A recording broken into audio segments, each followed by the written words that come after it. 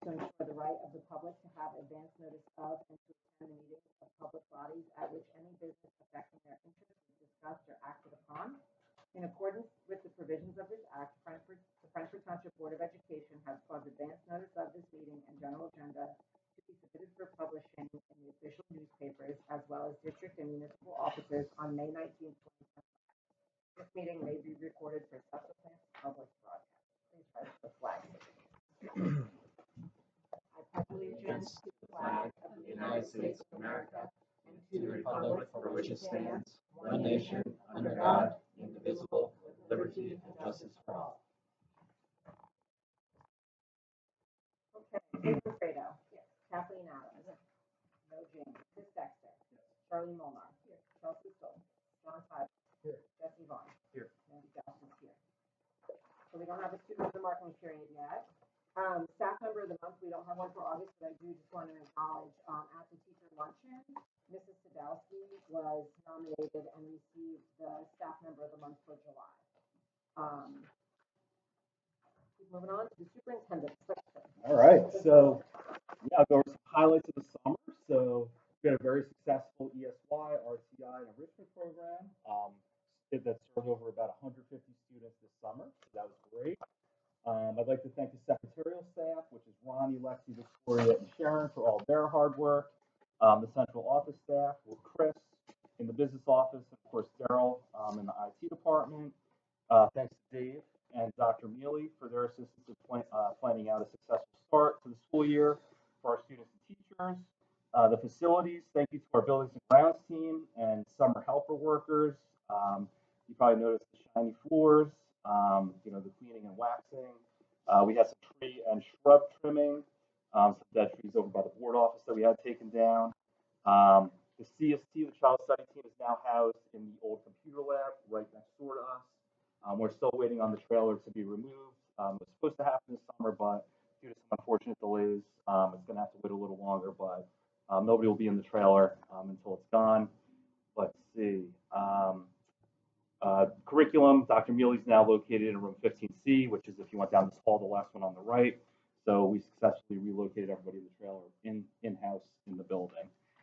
We had the bollard installation. You probably noticed the oversized flower pots by our entrances. It serves as, a safety feature as well that, was suggested by state police. So we took some money from our security grant to get that, just to make our main entrances more secure, and it looks nice. We had new clay on the fields. They were regraded, our 3 fields.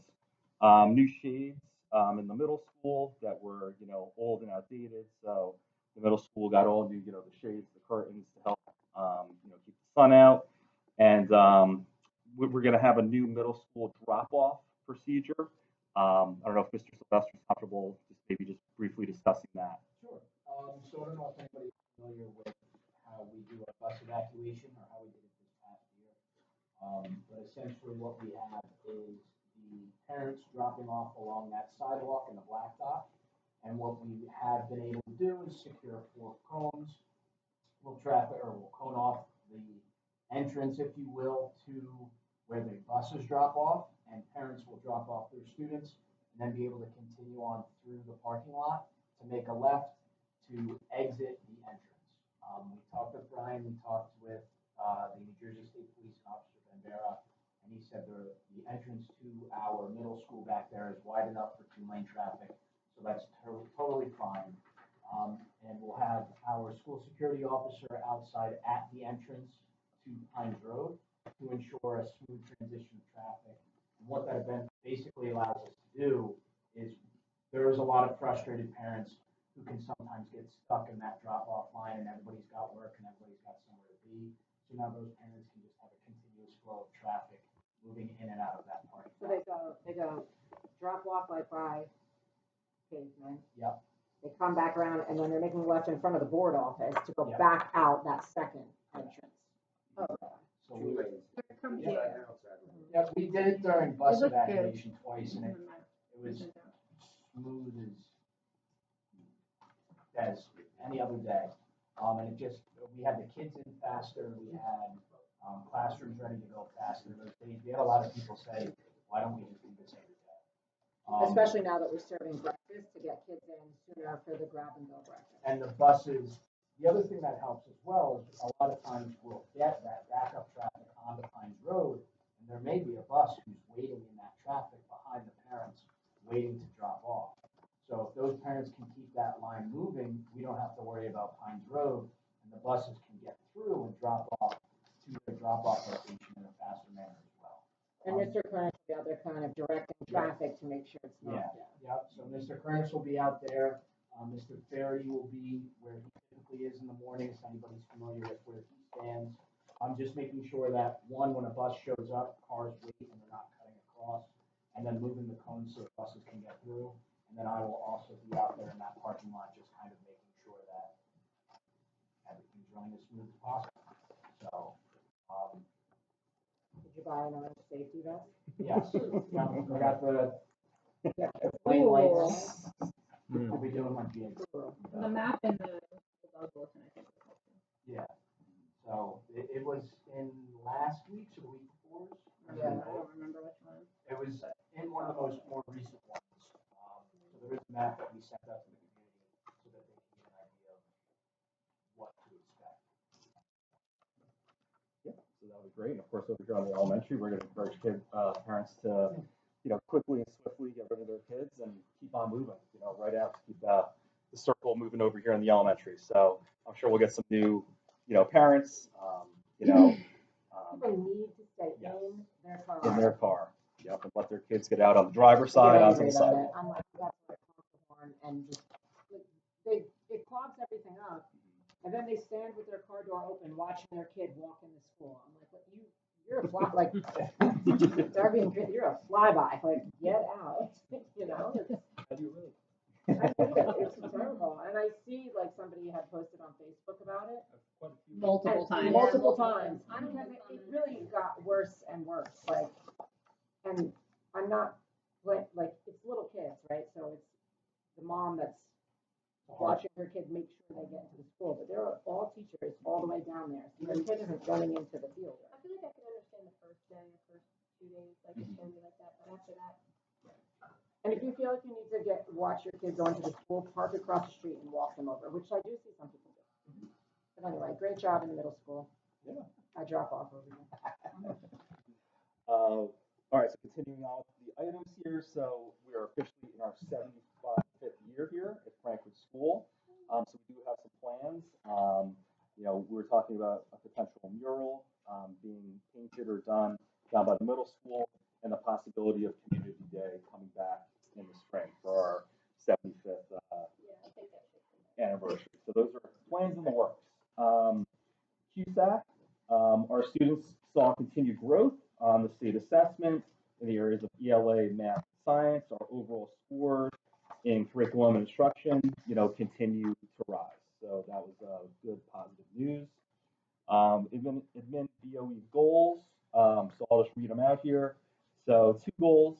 Number 1, strengthen the seamless integration of at-risk students, including those receiving RTI, special education, and ELS services into the general education classroom by using data-driven instructional strategies that promote equitable access, engagement, and academic success.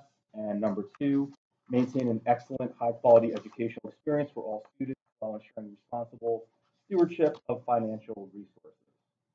And then chronic absenteeism.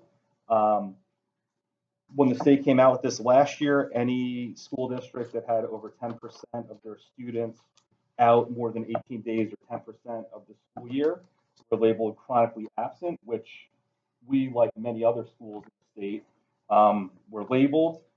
Proud to say that through our hard work, through the PAUSE initiative, through the positive, reinforcement and team building, we are now below that threshold. So our hard work paid off. So we're below that 10% threshold, which is a great accomplishment. Our kids are coming to school, they enjoy being in school, and we all know when kids are in school, they learn and they grow. And then finally, new state testing. We just found out last week, typical state move, that we'll have a new testing platform now that the Pearson contract is done.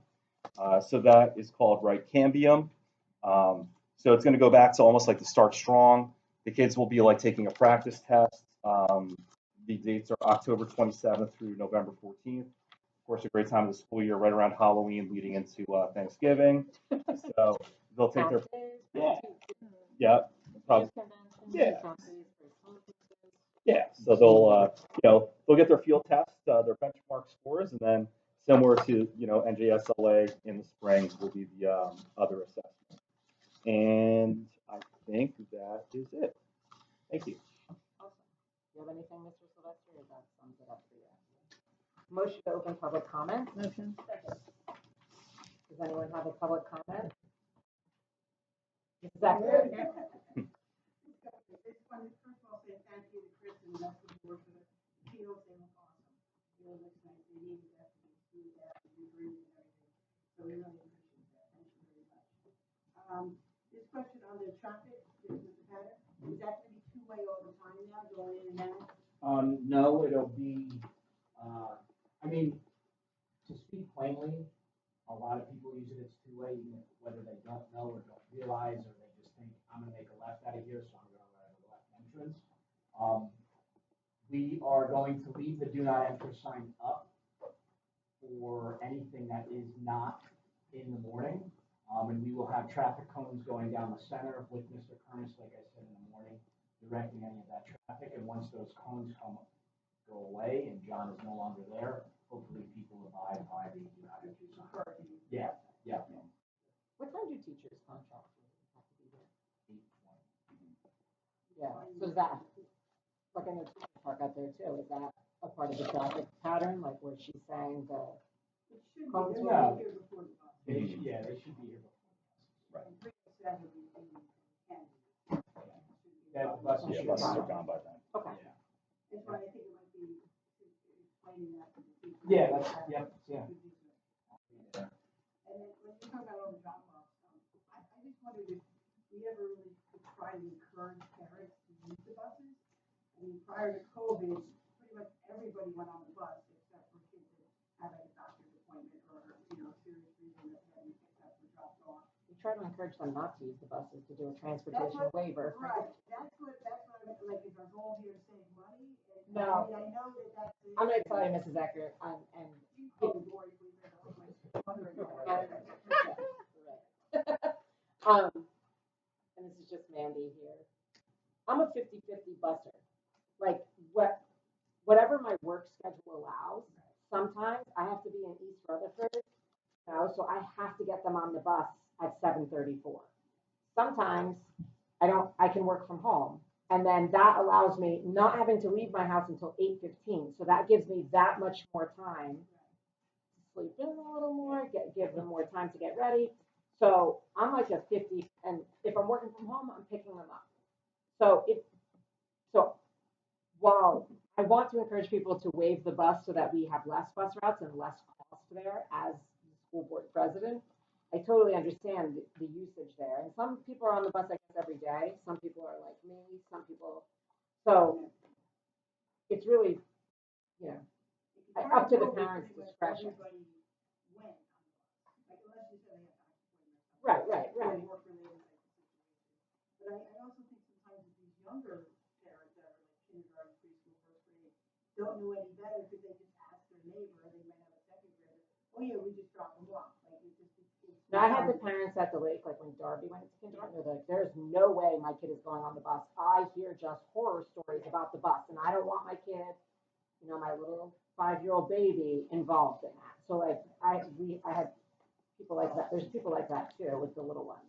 But I don't know. I just try to, it just seems like a lot of traffic. Yeah. Oh, I agree. I'm a part of it. One of the things, air conditioning in the teacher's room, that was somewhere in the agenda this spring, is the air conditioning get fixed in the teacher's room? Yeah, that was, we have a resolution actually for funding it through maintenance reserve. I believe it's done. I'll check that, but it is or was addressed. Mhm. Yeah, yeah, it was Wilco. Great, thank you so much, I appreciate it. Thank you again for the deal. Thank you. Motion to close. Perfect. Great. Motion to go into executive session. Motion. Second. Perfect. Moving on. Sorry, guys. How'd you get Kyle? No, a couple. Yeah, Probably 15 maybe. 15, yeah.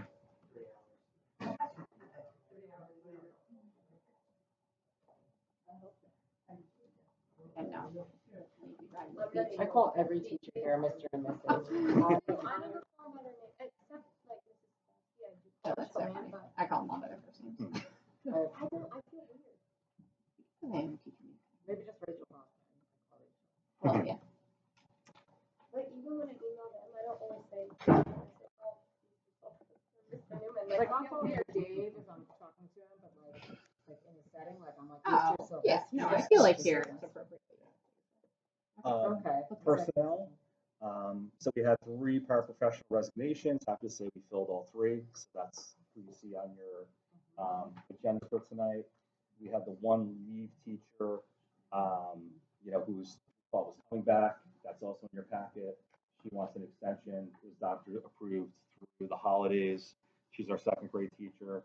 So there's also a candidate on your agenda for approval. Mrs. Carolee, Patricia Carolee. And she's not like a teacher right out of college because we already have one of those in 2nd grade. So 2 of the 3 2nd grade teachers will be lead teachers. So we have. Oh man, I have to. Wait a moment. No, not just. Well, that was it. I don't want to talk about it anyway. So.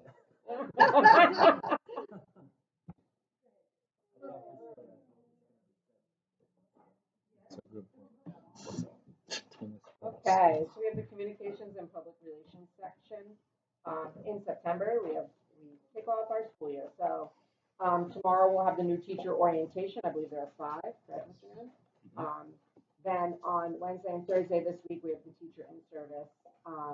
Thursday this week, we have preschool orientation at 10, and then the PTA is doing the kindergarten signing at 1 p.m.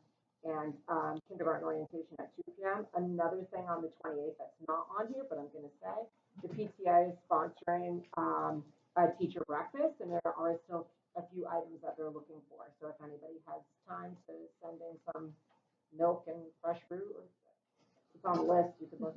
That's one thing. 9/2, the day after Labor Day, we have our first day of school for students. On September 11th, High Point is having 9th grade parent night from all of our past 8th graders moving up to 9th grade. September 17th is back to school night, so there's times for elementary and middle school. September 18th is High Point's back to school night. The 19th is picture day. The 22nd of September is the next board meeting. And I just wanted to note that's new this year, back to school night, because in the past, elementary was one night and middle school was one night. So we're going to give it a shot, having it all on one night, because there are teachers that do have overlap. Some do elementary, some teach middle school. So we're going to give it a shot, just having it all on one night this year, see how that goes. Is the expectation that staff members will be here that whole time, even if it's not their section? No. So if you're an elementary school teacher, when 7 o'clock rolls around, you are Yeah. free to leave, and middle school doesn't have to get here until 7. Yeah. I mean, you can kind of pick and choose. I wouldn't want it to be like unfair for, a handful of teachers. So we can discuss and talk it out. So it's actually not 8:45, it's 8:30. So both sections are exactly an hour and a half. So Mrs. Becker, I'm coming to you for the elementary yes. start. Yeah. So those teachers that are affected will have a conversation to make it work out fairly for everybody. Mhm. I think if you have little ones in the beginning and then big ones at the end, and you're there the whole time. Is back to school contractual? Technically, no. June, that's a comment. Yeah. All right, so under curriculum and instruction, the 5th grade music class, rhythm and composition. Anything to say about that? Or we're just adding that class? It's not, it was just renamed. Oh, rename. Yeah, so the elective that Mr. Aroni taught, I think we were calling it Introduction to Band, Yeah. and everybody was kind of a little confusing. And Mr. Aroni came up with rhythm and composition. Okay. Cool. Okay, so under policies, we have the first reading of the conduct and dress, and that's going to include revising, the staff footwear guidance, medication, to include new sunscreen legislation, artificial intelligence, the policy intended to promote the responsible integration of AI in education. Second reading on use of school facilities and the non-residents. Technology. Oh, wait, I want to talk around the policy, and you did too, Joe, right? You wanna go first? Yeah, I want artificial intelligence. How much is that gonna cost? Nothing. So it's just a policy. They're That's suggesting great. that all, so like artificial intelligence, it could be something as simple as like, I want to run a report that correlates student success, but takes into effect absences.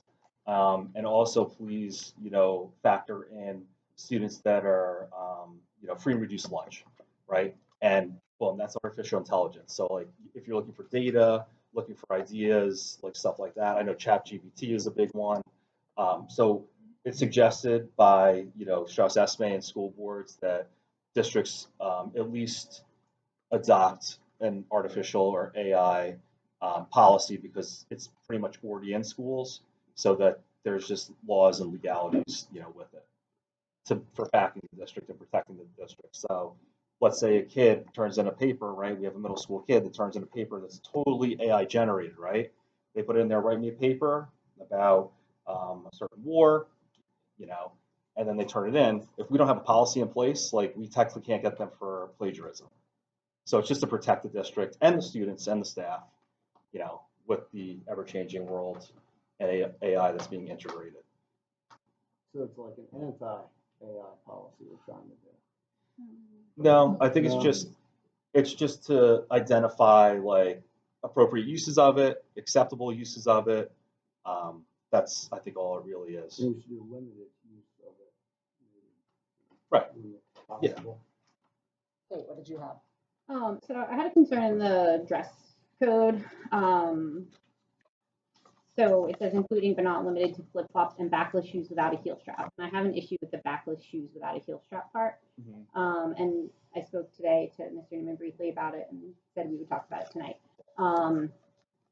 I agree with the flip-flops, but I think the backless shoes without a heel strap is very, I don't know, I think it's like too aggressive for like a lot of women's professional footwear. And I actually sent Mr. Newman a bunch of pictures of what I was referring to of shoes that I think would be very appropriate for a school setting.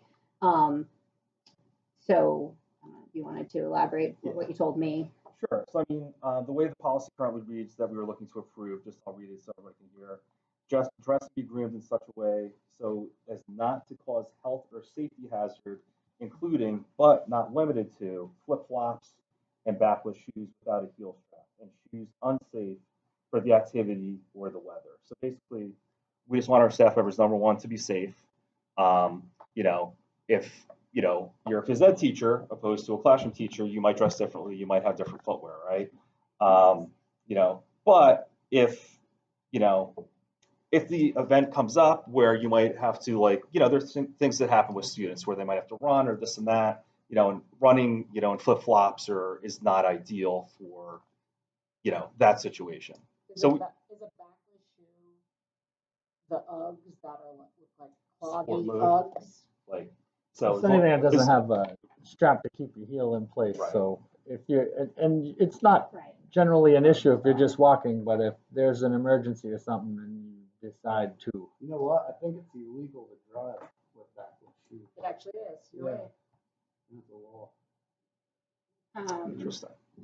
So, I mean, I think I understand and I get all of that, but I also feel like high heels are just as hazardous if you were to run in those and are rebanning those too. So, like, I think that I agree with the flip-flop part because I don't think that that's a professional appearance, but I think in this current time, so I'm trying to find my text messages where I screenshotted pictures.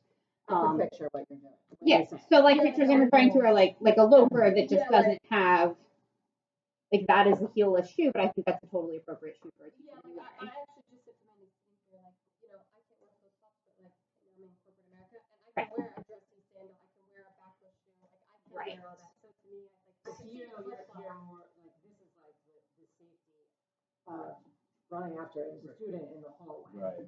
You know, like I get that. You're not running after a student at your job. Well, right, but you wouldn't be running after a student in high heels either, but high heels are allowed.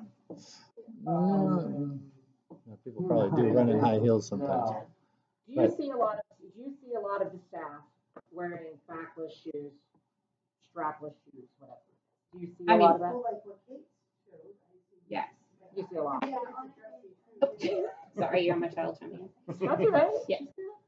I mean, Um, I see them wearing it. Too, 'cause I love the idea of work out. I know. No, Yeah, just Crocs, you're never gonna get. you that's have it. Right. Yes, you got it. As Exactly. long as it's Strap right. in the back. Charlie's in compliance. Yeah, there's a strap in the back. Right. But that's not That's okay. how- That's not okay, but you gotta do that. That is okay. My kid calls that putting in four-wheel drive. Yeah. Pretty much the way I'm reading it, teachers can wear Crocs. Yeah, you gotta have them in So- sport mode though. You have to have a strap We just on. want the shoes secured to the foot. I mean, So if we're and not- ultimately, I feel like it's it's more it's of a grip issue. So maybe it's more of a sole issue. So maybe we address the type of sole rather than. I don't know. I think that. I feel like. It's so the let me ability, ask it's you, the- hold on, really Mr. limited. Newman and Mr. Sylvester, are you on shoe patrol? Are you going, because of this policy, does that mean that you're gonna walk around and Mrs. Eckert comes in? That in doesn't her matter. We slide can't. You shoes can't have that- something in your policy that says that and then not enforce it. We also don't want something in our policy that we're not enforcing. That's So, not good policy either. I mean, this came up with the advice from our insurance, right, broker this summer, right? So we're kind of like going with the guidance from our insurance broker because if we have a teacher now that's wearing inappropriate footwear, whatever that may be defined as, that goes down and gets hurt, right? Now the insurance might not cover it, and now the district is on the hook for covering any, leaves or anything like that. So the ultimate goal is to If it's protect the coming from district. insurance, then I'm for it, because that's gonna be, it's a disaster. to limit the chances of workers' comp claims. So.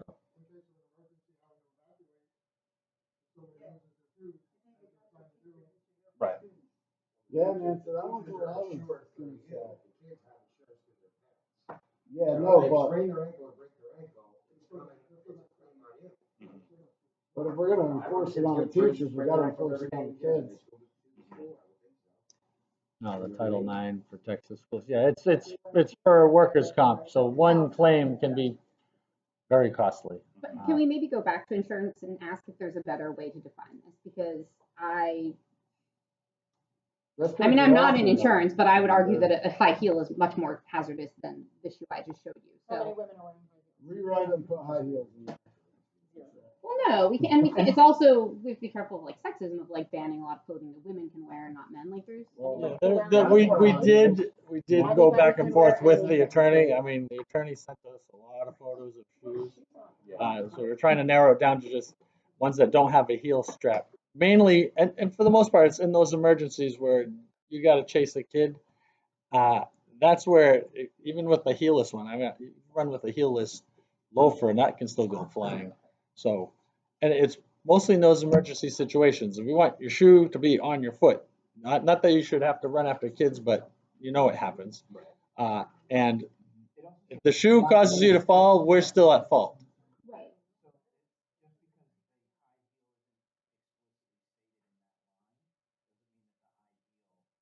But then maybe we don't explicitly state this either. Like like I said, I agree with the flip flop part. Like, Yeah.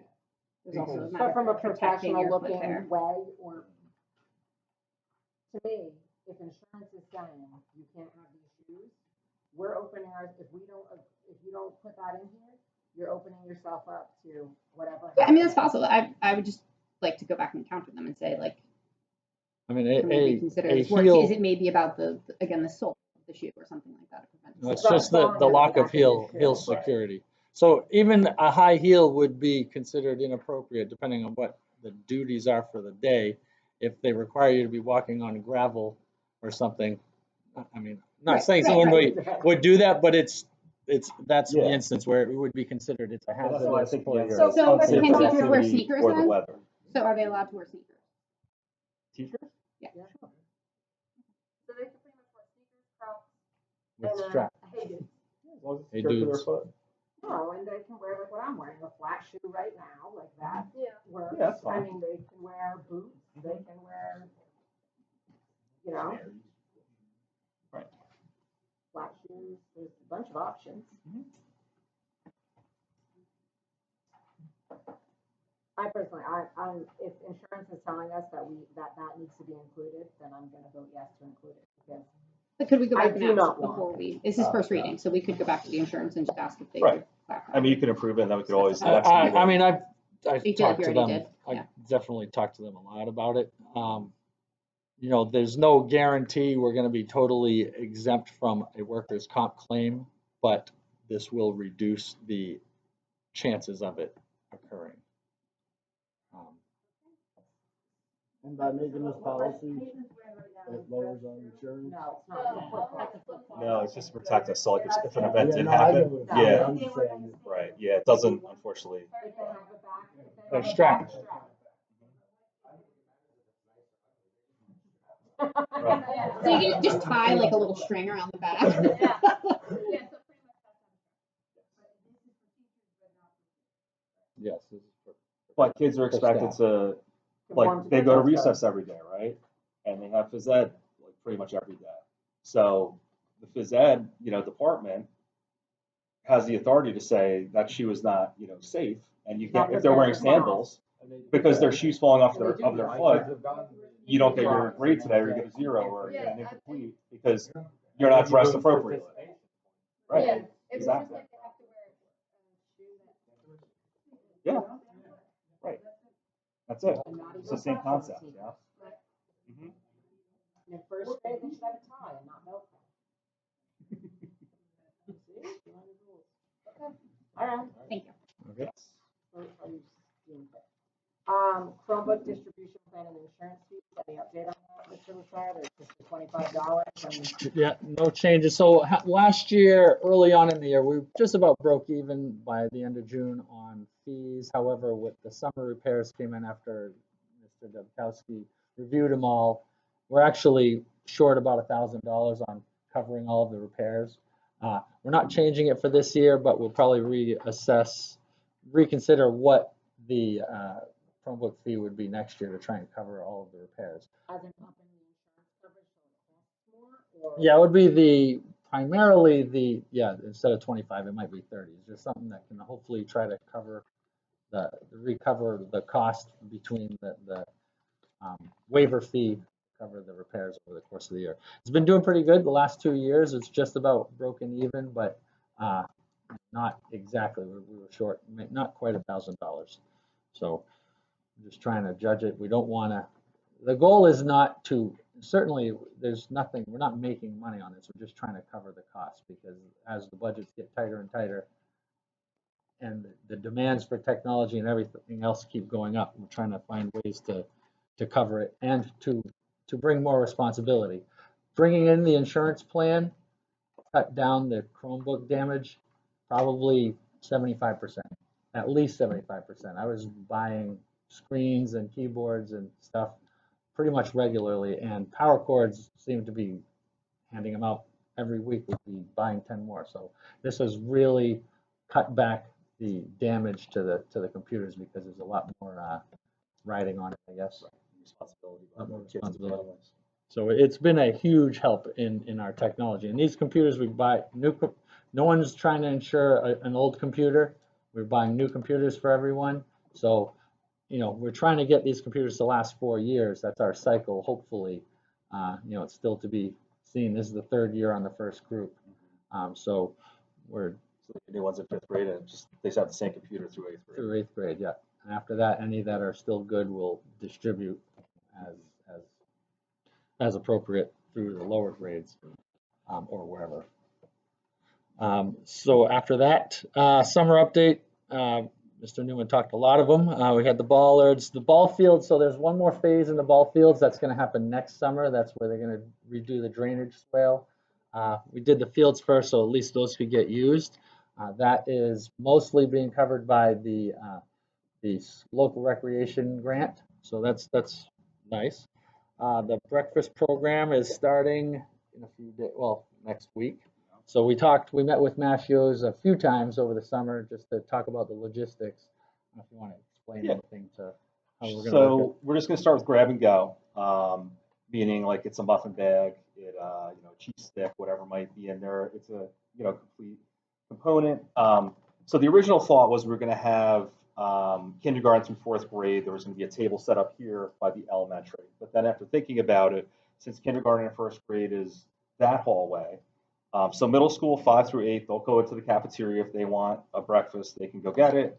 Same, just like lunch, it goes on the system, whatever they do. Kindergarten and first grade, since they're younger, they'll be walked down and supervised if any of them want to get breakfast.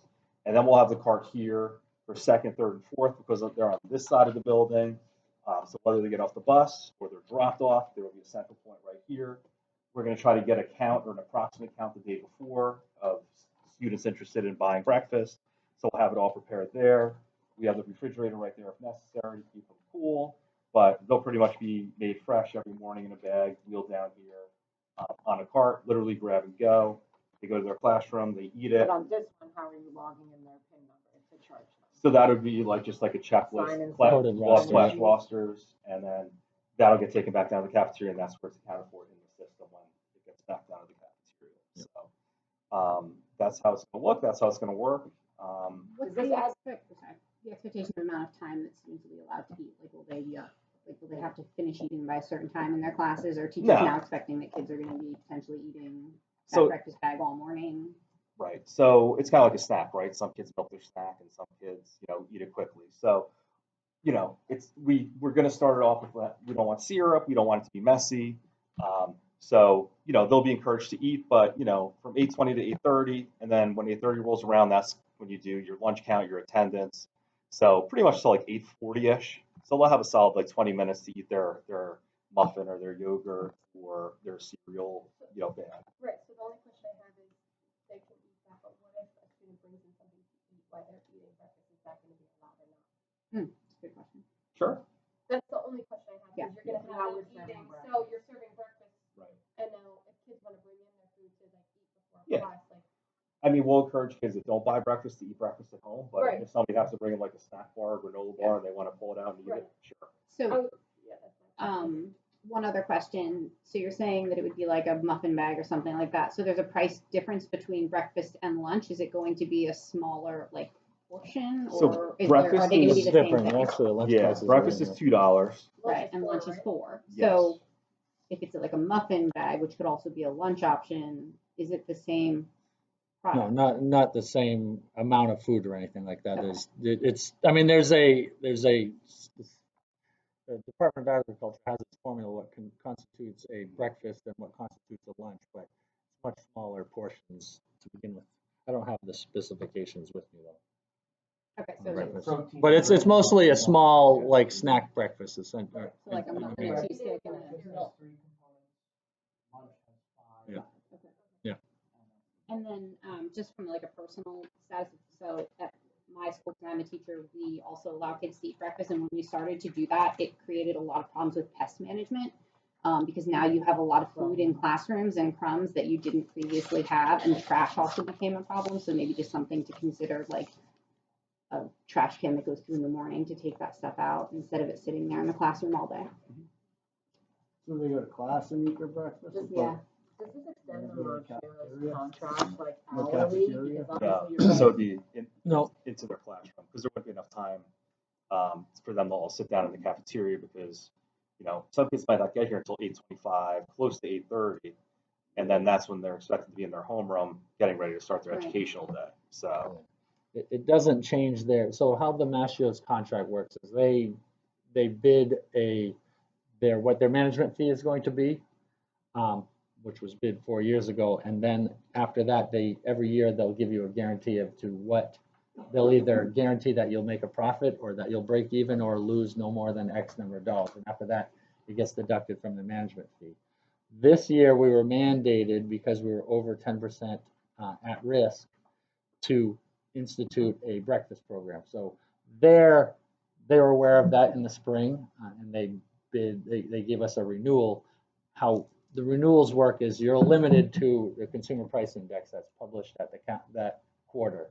After that, they're just saying what their guarantee is, what they estimate either will possibly lose based on, the cost versus the utilization. But they don't really do much more than that as far as extending their contract. That being said, because how food service contracts work is you do a bid or an RFP once, and then you can renew it 4 times. So you can use it for a total of 5 years, renewed at the CPI.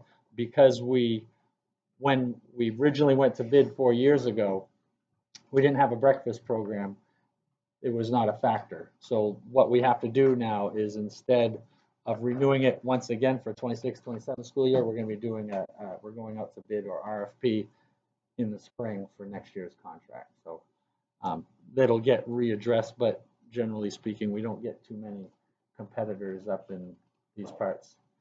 And in speaking with Mashiers, because they just had a school, like more and more schools are qualifying because they're over the 10%, free and reduced rate, which they do have to offer breakfast. So a lot of the schools, like, people think that, oh my God, like there's gonna be 50, 100, 150 breakfasts. They're like, usually it's like 10, if that. So we all have this like vision of, everybody in the class is gonna be eating breakfast, or at least half the class is gonna be eating breakfast. According to them and their experience, you might have 1 or 2 kids and that's it. You might have classrooms with nobody's eating breakfast because nobody wanted it or they didn't get it. So we'll just have to see how it plays out and kind of, learn and go from there. And they can't leave the classroom with food though, like once homeroom's over, they can't take their food with them throughout the day if they don't. No, They should because be eating it right I mean, now. it's a 40-minute period, so they should right be on. done by Right then, on. yeah. Right. Mhm. All right. Yeah, I was just thinking because obviously the kids, once they see everybody eating something, maybe like you guys could just say to parents, like, obviously if they're gonna bring something in, it can only be these things. They can't have like a meal that they bring in and eat. Just because I know my kids are gonna be like, well, they're eating, so I'm gonna bring a granola bar, or I'm gonna bring something because I'm just gonna do it because I want to eat something, even though he's eating at home. It's just his logical brain. What if you don't want your child to buy lunch?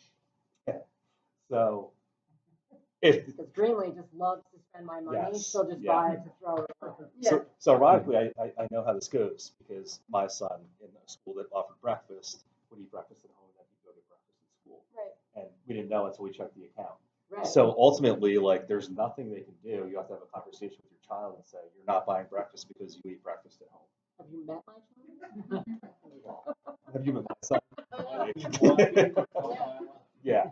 So, Another $40 a month, man. because that's the thing, like, Well, that's something I'm Yeah. thinking of literally put a granola bar or something in there because I know he's gonna do it anyway, so I might as well just give him something to bring. right, which is fine.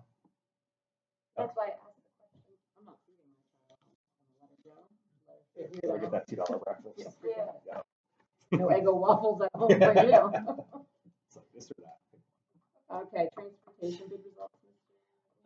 Yeah, so we did the bids on August 1st, and then the following week later we did, so August 1st we did a bid for to and from school transportation, received 2 bids a bid from Kraft and a bid from First Student.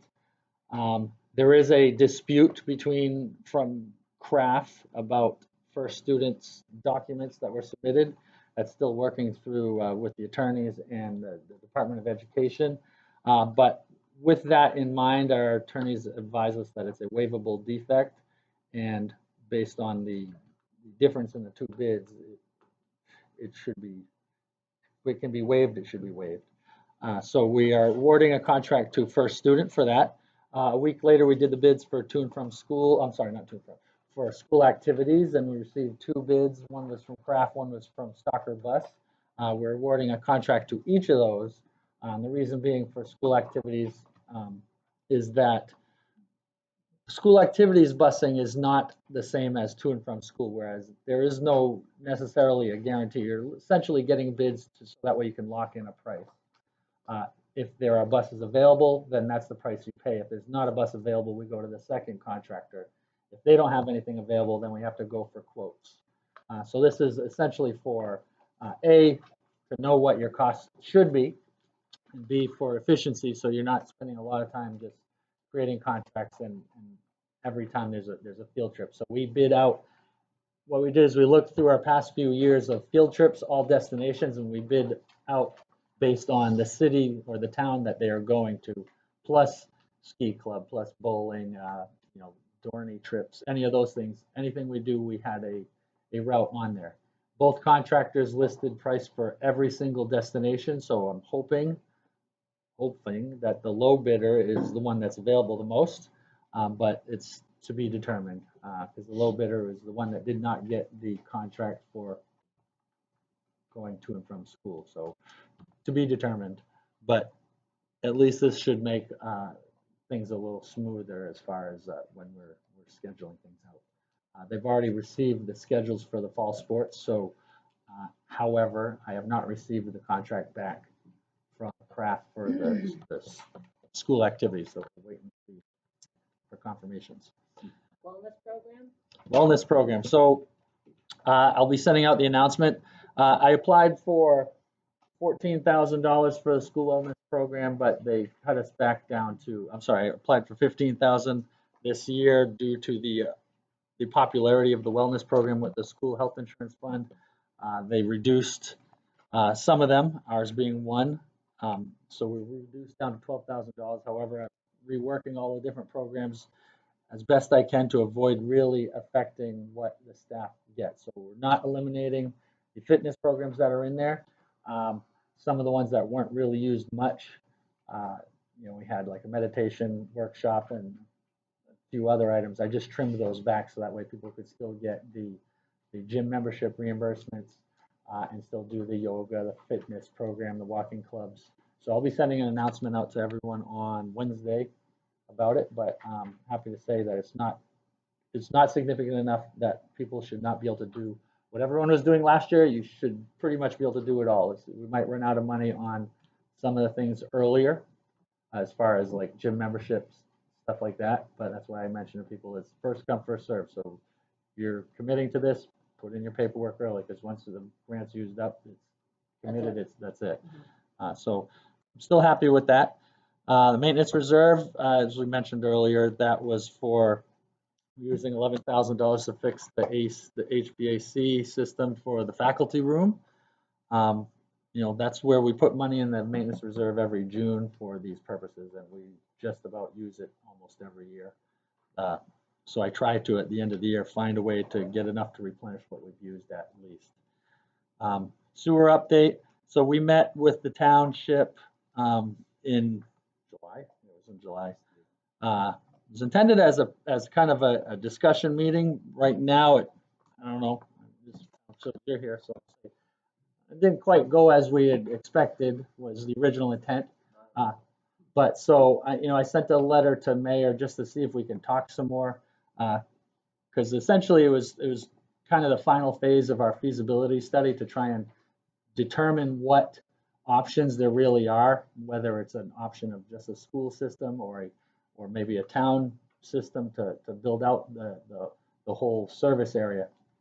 But we didn't quite get that far. So I'd like to discuss a little more.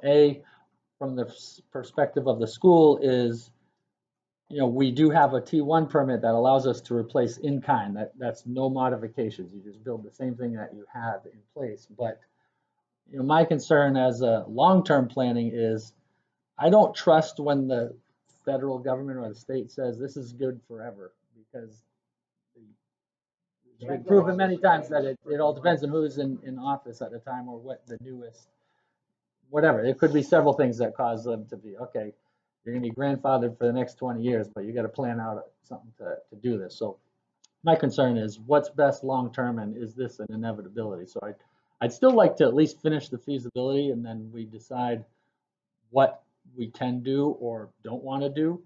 But part of that is, what will the true cost be? What are the grant funding options are, and what collaborations do we need just as a school district in order to make this happen? So, I'd like to have some more discussion. Think about the expenses it's going to cost if we have to replace. It's going to get pretty pricey. The sticker shock Yeah. was not the school hookup. The sticker shock was 17 addresses in Frankfurt that were included. Yeah. That was the sticker shock. To me personally, the school hookup, just the school, is the way to go. Yeah. To me, the extra 4 million or 5 million to Like, oh, there's Yeah. 17 addresses, it's crazy. Yeah. Well, that's what So I was- mean, I totally get that, and which is true, but that's why I was, you know, we're looking at it as a feasibility. So Yeah. we do know. Yeah. Was that letter a closed door? It was not. Yeah. It's between me, you know, my opinion, for those 17 addresses, it's closed door. Yeah. But for what we have to do here, it's obviously different. Yeah. Well, Yeah, yeah, and I so- agree, and also, you know, the committee's under the impression that sewer system that was, or the septic system that was replaced in 2019, which is actually 17 with the primary system, and it's not the primary system. The primary system has not been replaced. At the end of the day, I prefer to see sewer system, Correct. whether you can rebuild them or not. I mean, it's 2025. Yep. Me personally, I'm only worth 5. Get on their case. Well, one of them's gonna be leaving, so we're gonna have a new crew coming in, so things are gonna be changing a little bit. So I will get contact with you because I have a feeling I'm gonna be taking this over. Because I'm assuming that people have to. You know what happens when you Yes, I do. So I'm wondering though, real quick, you mentioned that T1, so that means we can replace what we have. So we can dig that entire thing up and put exactly what we have back in it. I'm Well, Well, hold on, yeah. I want to answer this question. I'm Not at $4 or $5 million. No. That would have been, that was like building out a whole system for this whole For the service. church, So down then- the First street, started talking this about way, this the in Fisher $4 building. point something million. Right. Yes. That was 17 Frankfurt residents. Yeah, Included hooking up that, to that. just because they're in the sewer district. But we're not getting out of putting up a pump house. That's a factual thing we'd have to do. Right. Yes, but it would be How much is that drastically gonna be? downsized. $1.5 million? $2 million. We're talking about like a $400,000 leach field. at John, the the most. thing is that the largest septic out here that houses this area of the building is from 1950. That's It's when, original to the that's when they building. made stuff to work. So, Obviously. But, but we can't, so 400,000 every 20 years, when you pay the 1.2 million, you'll never have that again for 6 years. I got you, but we've just waffled our community with tax after Yeah, tax so after but tax in after that tax. is, Hoping to grant it. yeah, We yeah. get grants and federal money. I'm hoping, we all That hope would that it's sound gonna be. But right on the flip side, Yeah, Tom, right. if you look at it at the flip side, if the septic goes. to I'm the looking at it from septic- the people's side. Correct, but if, look at it on this side, if it goes, we can't afford to have porta johns here and doing that. We're not so allowed to we have can't. So that means schools shut down, kids are remote learning, and it could take, it's not a quick Not process, even, it you're could, gonna say every be week a you're long gonna. What, they time. replace the leach field? Or, no, to replace the septic, you have to Yeah, shut it down. We're talking if about. there's no sanitary facilities, the children can school go. Correct. No, that's obvious. I know that. I understand, guys. What I'm saying though is that I get you Every guys. year, everything gets more and You more guys are expensive. just trying to make it sound better than No. what it really sounds like, because it sounds like we're just gonna keep charging the people, and now we wanna add No four matter something. what. No, so let me just clarify, so that this was part of the feasibility, is to find the funding option. So right now, we were just talking, this is the gross cost, but we're talking about iBank grants, USDA grants to see what can do it. And on top of that is, we had bond council come is to see what scenarios you can do to stretch this out. Because this is a system that, once it's in, like Nick says, it'll be 60 years. So we're trying to see how long you can stretch this cost out. So that way, mostly the hope is that just the financing can stretch out in a way that it's offsetting the maintenance Right. as best as possible to hoping we really can- reduce any increases, but also get our infrastructure updated. And try to get as much from the iBank and all that stuff as we Yeah, can, so- it won't be costing us that much. So that's the goal. I do, any tax increase that reduces whatever we have to available to absorb anything else that's going up, I try to avoid at all costs. So, but the main point was the feasibility is to look at, we're gonna look at everything. So that way, see if it makes sense for the town to do the rest of it, because we don't want to dig up all the streets twice. But if it's too expensive, then we focus on just the school. Yeah, we can't. The town has to be the owner. Owner. No We matter can't what, have the an town account. has to, they won't approve Yeah. just the school to own septic. Or We can't be a client of No, but we still have to pay for what's going on. If we get a grant, that's awesome. I'm just saying there's a lot of really good septic guys in our area and they would definitely do a very nice job and we'd get another 90 years out of it. Like, however long it's been now, it's been 6 years. The state is constantly changing the levels and the permissible allowances into the ground. So just because now in 2025 they're letting this much leachage into the ground, in 5 years they can change it. Same thing with the water, right? Right now you're allowed to consume a certain amount of PFAS, whether you like it or not. State of New Yeah. Jersey says you can drink that. In 5 years, if it goes down, that then you've got different treatments on your water. Same with asbestos. Every year, asbestos goes up because 10 years ago you could breathe a certain amount of asbestos. Now you can't. So it goes up. They change it all the time. So that can happen too. Also, they might say, yeah, you can put a new one in, but now you have new standards. We might not be able to afford the new standards. Yeah, they'll say you got 3 years to. Hair, septic system. Septics are not cheap anymore.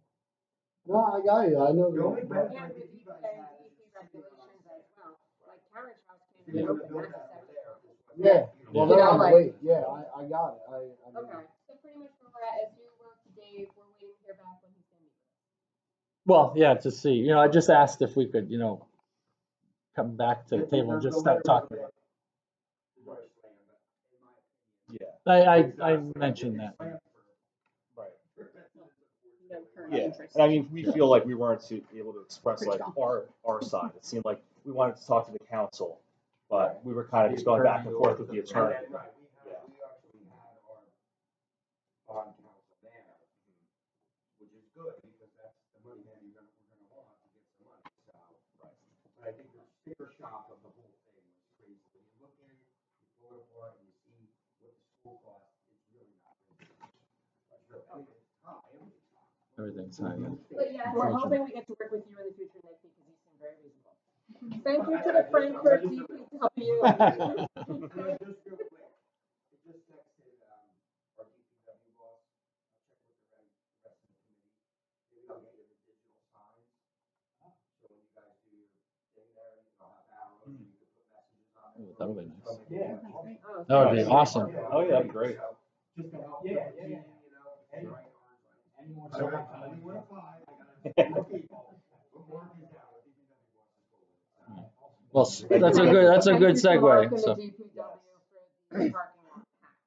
yeah, they were here this morning. While they were paving, they patched a lot of our potholes. So definitely wanted to thank them for that. So Thank you.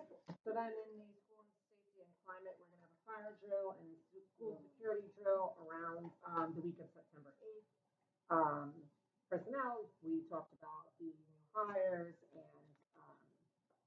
and the resignations. That moves us on to the consent agenda. I just have one question on the consent agenda, where it says in the curriculum that we don't have a theater or dance class. And so then it said in the future, like, is that like when CUSAC comes and says you're not meeting these core standards, then we would put that in? Yes. And is it that Mrs. Zachary could wear her backstrap shoes and teach dance as a gym class? Does that count, or that's not enough? square dancing. We haven't done square Square dancing. dancing. Me too. That was the highlight of the year. I used to have that. Yeah. Out of your corner. Remember that? It's like, who am I getting matched up with? Over here. You spit through mine. Yeah. Yeah. But I mean, does a dance unit in gym qualify to meet that curriculum standard? I'm sorry, what was that? Does a dance section in gym, like she has gymnastics, like she has basketball, like she has tennis, Mm-hmm. would a dance section in gym Phys ed. satisfy? Phys ed. Phys ed. Phys ed. Or could we put it into rhythm and composition, maybe? Ceremonies could do some steps You or know, would that Spanish satisfy that? curriculum. You Or could, is Yeah. that Dr. Mueller? I think it would, but I mean, we'll definitely look into that. Okay, and then the other on the consent agenda, was the truck. yeah. Purchasing of the truck, was one thing that I think a few board members had a question on. Recognizing that our 2010 Ford pickup truck, has become an obsolete asset. And then we're purchasing a new truck. So my question on that is that for any generator drive? Is this for, now we have Brian Benson 50% of the time and he's going to be driving to High Point. Is this? No, What is no, this? it's primarily, it's just for the school, yeah, it's not, like, So he if he can't needed take to, the he High would Point. have actually a High Point vehicle to go to and from, he just chooses most of the time to take his own vehicle there. But that's strictly to replace our truck, which I mean, it's a 2010, it doesn't have a lot of miles, but it is rusted out. The bed is hanging on. Have there So already been a lot of expenses put into this truck? we go through tires pretty regularly. The suspension is just not, it's just burning through tires itself. But it is so rusted underneath. It doesn't really leave the property much. What But, exactly does it get used for? well, we do use it to go to Plow? and from depot and Is it plowed? to do stuff. It does There's get no used for other plow plowing, yeah. truck. Yeah. Yeah, it's used for plowing regularly. Does this new truck have a plow, or are we gonna take the plow? No, this will have a new plow. Yeah. Mhm. So that price includes the new plow? Yes. Yeah. And what areas are actually plowed? Or does the town Yeah, 'cause plow I thought any of the our town parking lots? plows those, Right. don't they? They plow most of it. We do a lot of it. We kind of work together for all the plowing. So we have all the custodial staff are working the tractors, the snow throwers, and the truck while the town is plowing. We're responsible for. But You know, still want So they use a snow blower, or like they can bring the plow truck up, bring it back into the circle over here, vice versa. I mean, Well, I like, mean, Mark is here DPW is here at the beginning, but the storm keeps coming, like, now Mark and the DPW have all of Frankfurt to handle. it's a lot of like So you're contract. gonna need a Yeah. truck. Yeah, to they're clean gonna out come in, plow. they- Like, they- I'm not- Right. And I'm actually, I know the contract value of $55,855 is like, wow, that's a lot of money. But then like, we just bought a truck last year that is nowhere near an F-350 for about that same price, like a much smaller truck with no plow. Like that truck to me, that's a really good price. Like, I honestly. What are we doing with our old one? How do you get that? We're gonna price? auction it. No, it's state contract. Oh. So, our co-op Yeah. contract, yeah. Yeah. This is the one we buy through, last time we bought it, we buy them through the Morris County Co-op. They Yeah, have the I best mean, contract. they'll use it to back it up here, like all the garbage on this side, they'll throw in the back of the truck, they drive it around to the dumpsters. And you said we're paying this Branches. off over 5 years? Yeah, I'm gonna finance it 5 years. Is it a diesel or a gas job? This is gas. Because in the 2010's a gas job there. Yeah. Old one. Yeah, I mean, they could, I don't think it, no, yeah. I think it doesn't have a ton of miles on it. It's just rusted out. This The is, wear and tear on it. Sometimes a Wear good and tear. motor dealership give you a good price, you know. Yeah. But you can- and plowing with a truck for, at this point, 15 years beats the heck out of it. Yeah. No, it's gonna be auction. Yeah, it's gonna be auction. So speaking of auctions, we just had the auction for our 6 buses. 2 of them are getting rebid. Actually, the results, I guess, I think they were going out on Friday, or unless it's this Friday. So the minivan is sold. We got 17,000 for that. The 29 passenger bus got 27,000 and change. The older spare that has the storage underneath that, I got the results in here, but anyhow, those 3 are all sold. One of our international buses, the company reneged on their offer, so we're going to get their bid guarantee back from that, and that bus is going back up for auction in September. So that being said, the bus auction proceeds are helping to offset the cost of transportation this year. It was unavoidable either way because we didn't have drivers. So when we go into the new budget, yeah, here we go. So the large bus, the 3 internationals did not sell. The Thomases all sold, and the minivan. So the Thomas, the spare that we had, sold for $4,500. We paid $10,000 for it 6 years ago, so it's not too bad. We got $31,000 for the 29 passenger, and the minivan we got 17 and change. So needless to say, I'm hoping the other buses come back a little bit better, because 2 of them, which are our 2013 or whichever, when they would go to bid through Morris County or Middle, whatever the name of the clock is, which county is it? Hunterdon County Services. He felt that the bids were too low, so that's why it's going out to rebid. All right. So anyhow, It's not really found money, it's going directly into offset the cost of transportation this year, and then we take it 1 year at a time at that point. Any other That's all I questions on the consent agenda? Number 25. Instructors, what is that? So if you get a student that broke an arm, they have an injury, they can't come to school, within 5 days, we're obligated to provide home instruction. So what that means is any certified staff member is able, like ideally be one of his or her teachers, familiar with the student, but sometimes it doesn't always work out that way. So basically to cover all of our aspects, because, there's a month between board meetings, 5 days, we have to start home instruction. Because, they're entitled to their education, even if they can't make it here, if it's a legit reason. So that's just what that means. Are those allowed to be remote? Usually not, unless there's like a condition or a safety concern between the student So and typically here at and the, Frankfurt, we typically yeah. send them. And home instruction doesn't necessarily mean it's in the student's home. It can be Yeah, here the at school library, after yeah, hours. Yeah, Like, like I had it, and they were at my house. Yeah. 6 months. yeah. So it could be a common place like the public library, a mutually agreeable place. Okay, so the consent agenda, the following items are matters of routine business and we voted on one motion. Motion? Oh, no, I lost my place.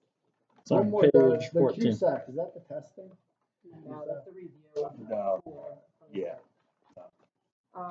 Be it resolved that the Frankfurt Township Board of Education accept the recommendation of the superintendent of schools to approve the above identified regular agenda items numbered 2025-0825-03 through 2025-0825-49. Roll call. It says Leif Anderson. Well, this was copied from last year, I All will right, fix that. and Joe Uh-oh. Mouse. So Kathleen now. Okay, so 3 and 4, I wasn't here for that meeting, so I'm not on those. And then I'm gonna abstain on 3. Charlene Mulnar, It's all messed up. I know. John Tigers, Yes. Jesse Vaughn, I'm gonna abstain from 3 and 4 for not being there. And, I'm gonna say no to 10. Yes, to everything else. Chelsea Stoll, Chris Dexter, Yes. Caitlin Fredo. Yes. Mandy Joust is a yes. There's no other number 50 for a regular agenda, so we will take a motion to open public comment. Any comments from the public? All right, Mrs. Eckert.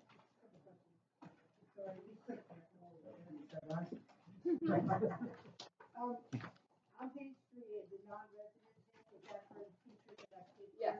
And what was the final? $300. No, 250.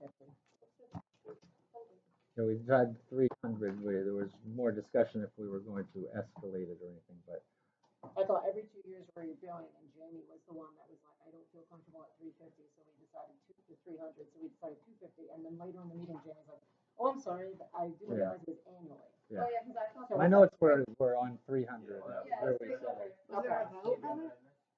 Yeah, yeah. That was. Well, it was going into the policy. 'cause No, we we were had a just updating discussion the on policy. it and how the policy would read, and it was a discussion on it. But every, No, we so voted it's, on that. so, Yeah, we voted on that. because that's the second reading, so we must have voted on it. Yeah, we did. I just thought it was, but, and then it was every 2 years, right, we would revisit the Correct. number. That was where we didn't. Yeah. So that's not in Eventually, the policy. There's, we the only didn't thing in the use it. policy is 300. So then if we want to just discuss that maybe in the spring or whenever Okay, we want. yeah. Yeah. But in the policy is 300 as of right now. You're not the first student. Yes. Yeah. So that, Yeah. so you did vote on the 300 Yeah. then, even with Jamie or whoever. I- Because I feel like I got Don't mixed go by signals. me, but I have a pretty good memory, and I feel like Jamie was the one that was like balking at it, saying like 300 sounds like a lot, and she even said like pre-K is only 4,000 a year, and like this whole thing, and I was like, Oh, yeah, because she thought it was 300 a month. She thought it was 300 a month, not 300 a year, so we kind of met in the middle because it was at 200 and said 250. And then, that we would revisit that every other year to escalate, or to see if you need to escalate or to escalate it. It was also determined that only full-time, well, the policy already read that it was only full-time teachers. I guess there is one part-time teacher or part-time employee that slipped through the cracks. So we said, since they have been through the school, we are grandfathering them in, but no part-time personnel could bring their students here. So we did, I mean, I was here, so not we, but Was that the last Yeah. June. So it's going into the first reading of the policy, so it's not a formal Maybe direct I didn't get resolution it on right. it. That sounds right? That's what you remember? Do you remember? so it's not set. I'm sorry, I'm The- confused. the And I like 300. reached out to people after that meeting and like I was No, looking it's, at- the amount was in the policy, so it was discussion, this is what, first policy reading.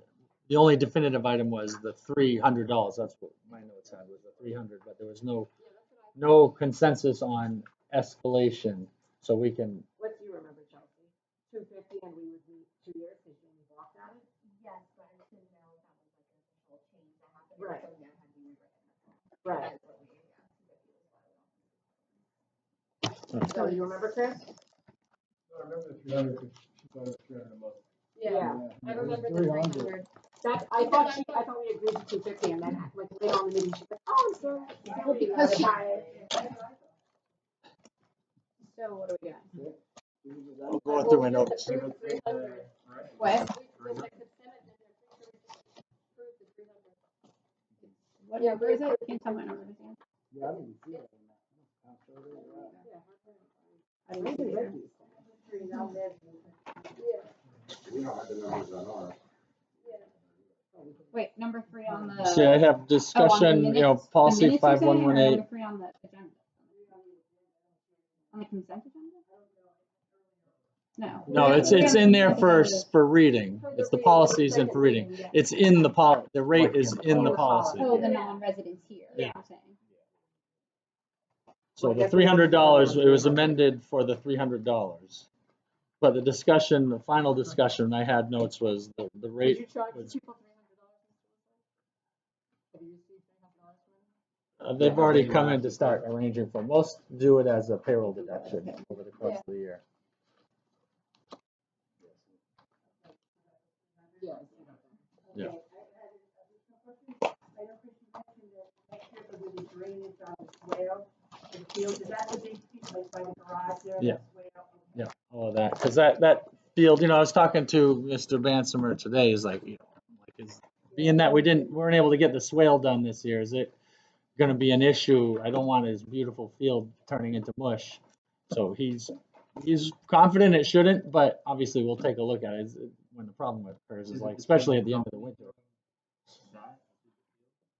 Hopefully, we're spreading them out to over a year apart, so I can break the cycle, because I don't think it's going to be cost effective doing a bid for such a small project. So hopefully they'll be able to do the same contract. Will be able to do it. We had it was Pearson Landscaping did the fields themselves, so I'm trying to go from there. That being said, the one item we talked about was the TCU. Mr. Newman brought up. We had originally planned for them to come in June after school lets out to demo the unit. Then they were scheduled in early August to do the unit, and they did not come. So now I don't want to wait until next June and then have to re-quote this, even though it's getting done on co-op. So we're trying to get this coordinated so it happens on a long weekend. I don't want to be way into the winter where then we can't finish regrading the field, but it's already been priced out and everything. It's scheduled. Well, it was scheduled, so we're trying to rework on how to get this done without disrupting the school operations during the day. So it's more to be, I'll give you more updates once we get it all squared away.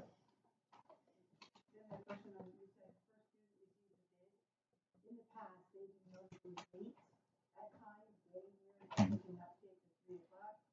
Is that gonna be resolved, or is that gonna continue to be an issue? Yeah, That was no better. they Well, they were better than first two. Yeah, they assure me that won't be an issue, because what was causing it before was that they were driving for 2 districts with the same bus, so they were coming in consistently late. However, the bid this time did have a penalty for being consistently late.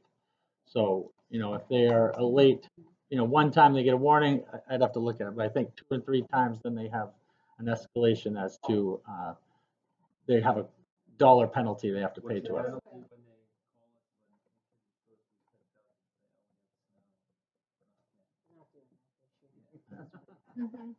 Well, that was the other contract. know. Yes, yes, it's addressed.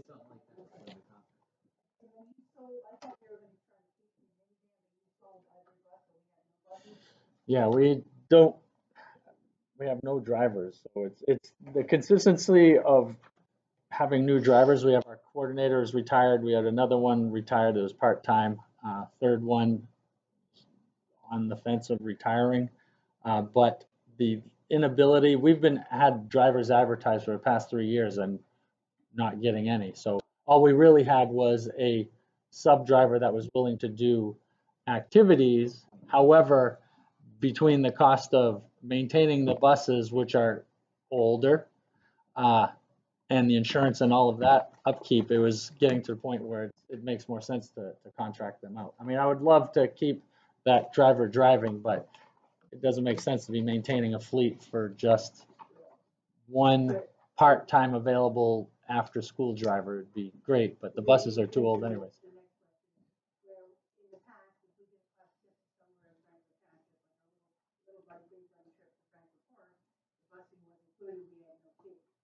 Yeah, that's changing, yes. That's changing. Well, we can thank the PTA for giving us each grade level $1,000 towards busing for field trips. And I believe that That's awesome. we did change the policy. Yeah, And we didn't I believe that acknowledge that. kindergarten through 8th grade, it is not pre-K, right? Right, K through K8. through 8. Each So grade. that's each To offset grade, transportation. Transportation for field trips. Mhm.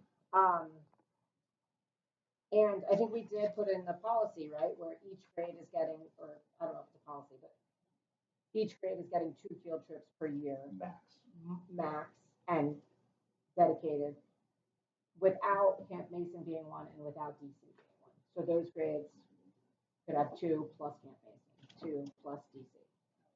But the other ones, everyone should go on 2 field trips a year. Yeah, if they choose. There will be more discussion about that at the faculty meeting. Yeah, brief discussion. Motion to close public comment. Okay, so items in good of the order.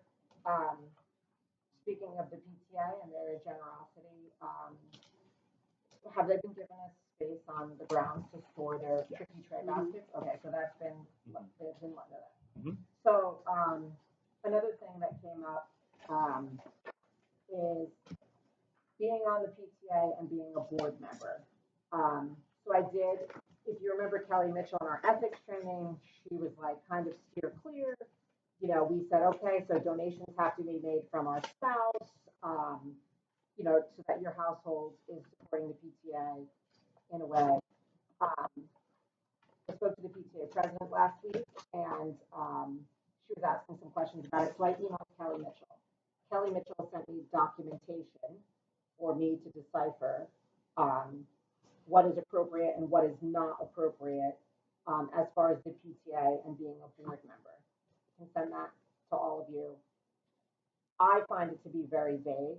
And it's in this huge packet, and she says, like, reference page 39 and 40, and there's charts on there, and there's verbiage on there that it's kind of like, it very well could be an ethics violation, kind of like the lamest ethics violation you could ever have, but it can be. So each individual board member needs to decide for themselves if you're willing to risk that ethics violation. And I don't know what that comes to, if there's legal fees involved, if an ethics violation happens. I mean, I have to say it because sitting here as the school board president, I'm telling you that you're open to an ethics violation. So if you're Personally, on board, Mandy feels that that would be like the lamest ethics violation ever. I can't imagine like New Jersey School Boards Association, like even taking that into consideration. So I can send you the information and you can decide for yourself if you want to join the PTA or you don't.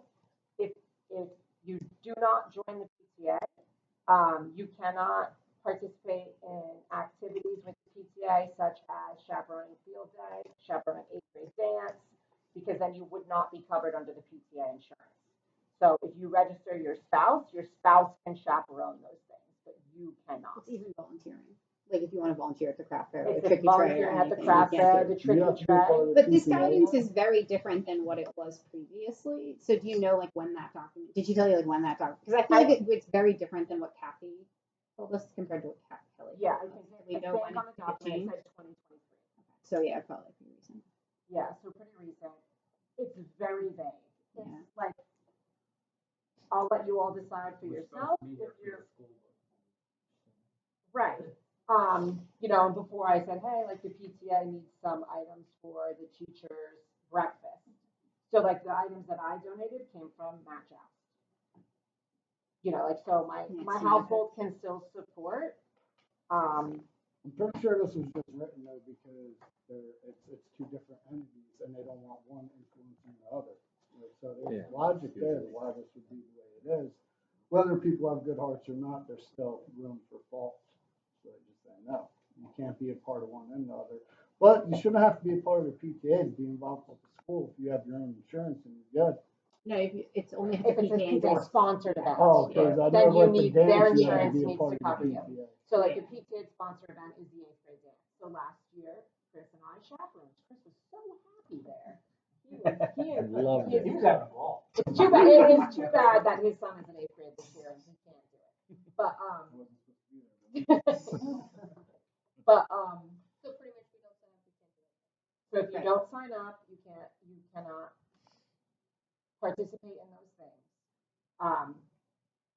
Again, I don't know who's filing an ethics violation against Well, and you it would for have to, that. it'd have to It would go, not be they'd me. have to have evidence and it would have to go through the ethics committee. So I mean, the evidence is, here's a picture of her helping at the craft fair. Yeah, it's not. But like, but sitting here as a school board president, I will tell you, the information is vague. Everybody can make their own decision on what they intend to do. If an ethics violation is brought up and it costs us a lot of money in legal fees, then we'll have a big discussion about that, you know, but like, until that happens, I don't know what to tell you. Say, up to your interpretation. Right, I mean, I read that thing like 6 times and for a half an hour, just like looking at it, like, what does this even mean? And it's like, it says like integral participation and like just different things. And so again, if I see you helping at the craft fair, I'm not taking your picture and sending it to Kelly Mitchell. Sounds like black.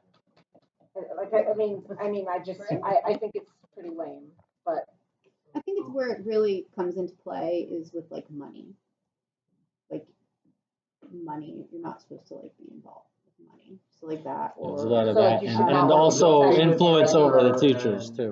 yeah, well, or you shouldn't be the one that like takes the money home from that, right? And the one that like submits it and things like that. Like yes, you could potentially take it there, but you're not the one doing that, or like at the tricky tray, you're not the one handling money.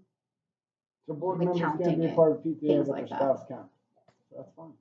Everything's good. And it's Don't also get about caught in PTA. supervision. Supervision is one of the big Supervision ones. is the other Supervision part. You is can't the other like part. be in a role over staff member. Yeah. right, Right. yeah. I was wondering about the new state testing. So I've heard rumors that this new state testing is to, so a child, 10 kids take the test. Some don't do as good as others. Now with this pre-test, they digitalize all this and they figure it out. And now when it comes down to the real test coming around, the group that didn't do so well gets a test adjusted to them not doing so well. Mhm.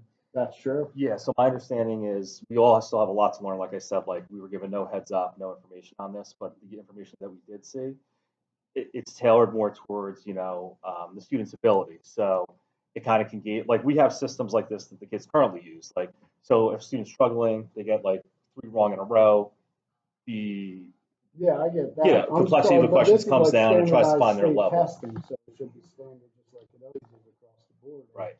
So So I don't know, do we have to accept something like that? Because I really don't know how good that is for the kids, because if we start adjusting stuff for them now, then they're gonna want everything adjusted as they go. then we're gonna wind up with adults that want it all adjusted, and we have nothing to give back to society.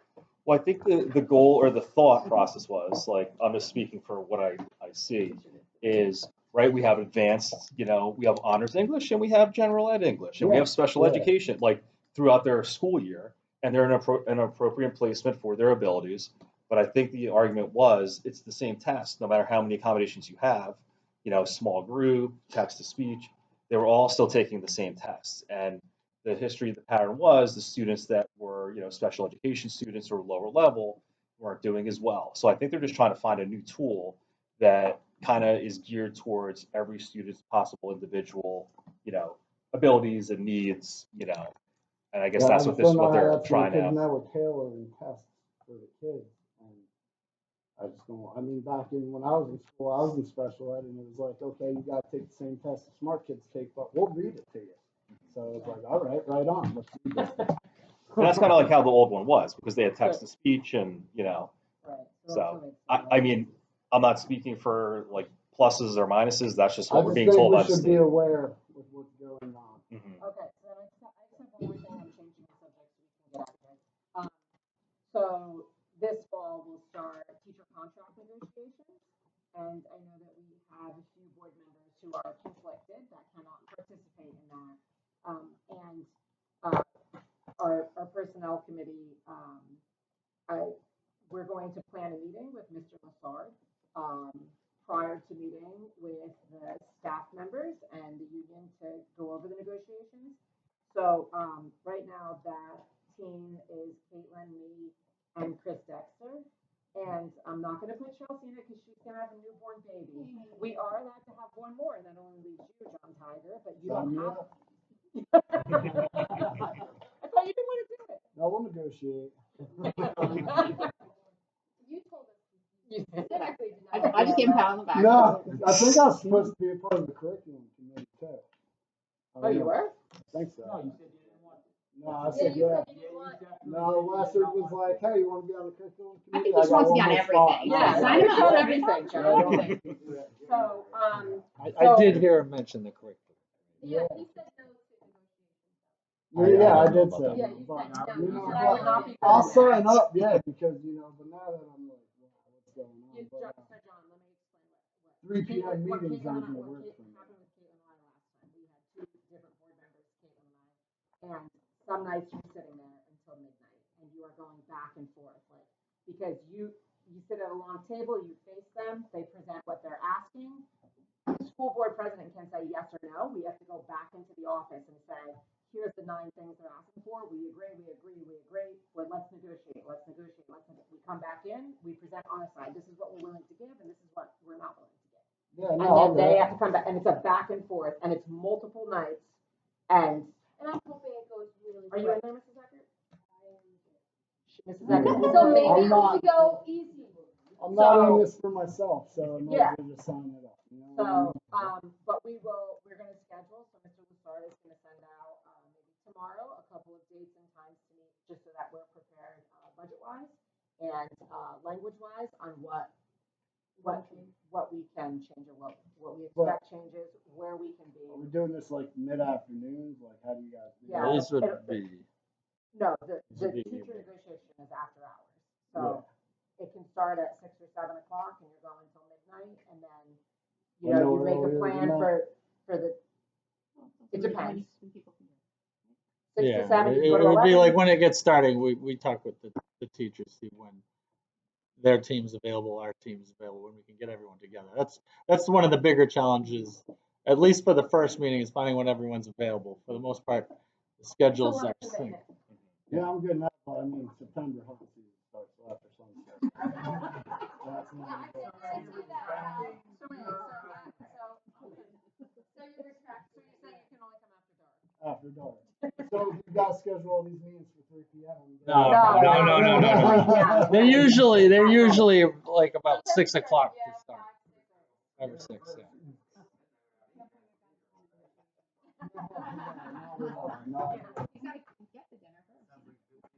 So Mr. Lassard will send us out some times, we'll see when we can meet, just so that we're well timed. Oh, yeah. I just asked 2 questions really quick. Sorry, Sorry. Can you remind me how many students are faculty member students that are paying that $300? How many students does that apply to? I think it's 10. Yeah. 10. And what was my other question? Oh, and what is that? Where does that money go to? Again? That That's to cover supplies. just goes, yeah, it just gets deposited to offset supplies. Oh, so it goes into like an account for specifically that. Okay. Thank you. Motion. Second. Whatever. Nobody else? Have any? Thank you. Thank you. Oh, boy. Happy school year.